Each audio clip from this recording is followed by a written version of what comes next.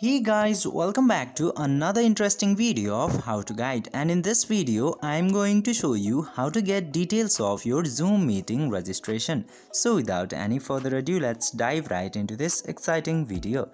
Now in order to get the details of your Zoom meeting registration, just simply open any of your browser, and after opening the browser just simply log into your account into zoom.us.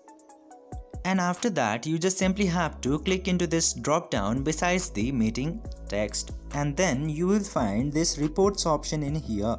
Click into reports option, and into the reports option you can get all the details of your Zoom meeting registration, but in order to use the feature you have to upgrade your ID. Means you have to get a premium account of Zoom by purchasing the premium plan of Zoom. In this case, if you desperately need the details of meeting registration, you can upgrade, otherwise there is no other options. After upgrading the account, you will get all the details into this section whichever you want.